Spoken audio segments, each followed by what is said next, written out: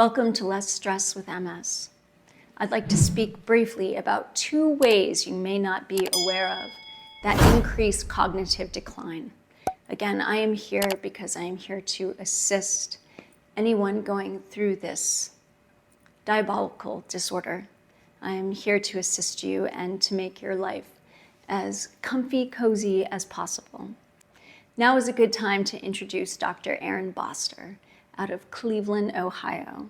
He is a neuroimmunologist specializing in multiple sclerosis. I actually learned both of these concepts from him, and I am incredibly grateful for him. You can develop neurological disability in 2 different ways. One, the acronym is RAW, relapse associated. In other words, MS attacks or a single attack in which you never fully recover. Your fine motor skills may be lost. We could go on. Or PIRA, P-I-R-A. And I'm actually going to use his language. It is insidious because there is progression in your brain independent of relapse activity. So I do not want to be the bearer of bad news. However, I want to talk briefly about ways to try to mitigate both of these terrible things. How do we do this? Well, there are about 7 things in my mind that play a role here. Despite being plagued with this diabolical disorder, there are ways to ease symptoms.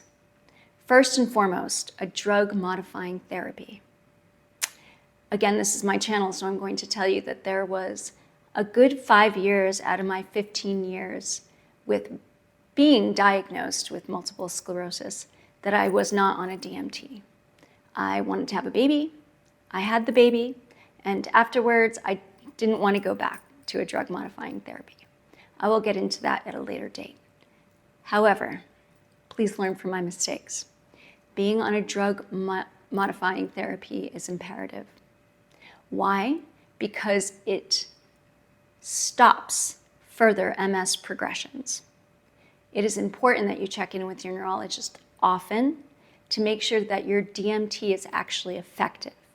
In other words, if you are on Ocrevus and all of a sudden you see that that particular B-cell depleter is not working, well, your neurologist is going to say, let's stop and look at something else. There are other ways to treat various MS symptoms and try your best to make MS boring. That's what we want to do.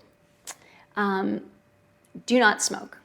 It is a proven scientific fact that smoking cigarettes, other forms of substances as well, just the act of smoking in and of itself increases disability in MS.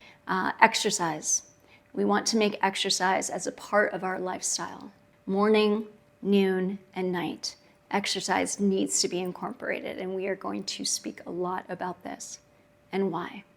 We want to make sure we are eating smart. Books like The Wall's Protocol are extremely helpful. Reading Medical Medium and All About Foods from Anthony Williams' perspective is also incredibly helpful as well. One of the most important aspects of eating smart is to make sure that symptoms such as fatigue and energy and stamina improve. Part of eating smart is also supplementation. This is something that we will definitely spend a lot of time speaking about. The most important supplement is making sure that you are taking a vitamin D on a daily basis. You can read all about this. For years, I didn't want to believe it. I thought I would be okay without it. No. In fact, it's harmful. We also want to make sure to remove all fake, carcinogenic, and harmful chemicals, such as sugars and sweeteners and too much makeup and deodorants and stuff like that from our body. These are things that get in the way of our symptoms. We'll touch base on that as well. And one of the most important things that we need to do as well is practice mindfulness. Whether it's through meditation or spending peaceful time engaging in a personal project, just make sure on a daily you have some one-on-one time with yourself. It will take you a long way. It definitely helps to relax you overall. Always, always, always practice gratitude. We can talk on this for a long time. Again, please learn from my mistakes. It took me many years to realize half of these items, but I'm grateful for doctors such as Boster, for doctors such as Terry Walls. It took me a long time to grasp a few of these concepts and work them into a lifestyle, but each and every one of these has helped me tremendously. I really, really hope this helps. And on a more personal note, I want to thank all of the subscribers.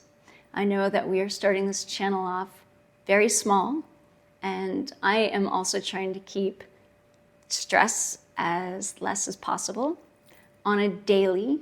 So this is very helpful for me to keep it minimal and watch it grow.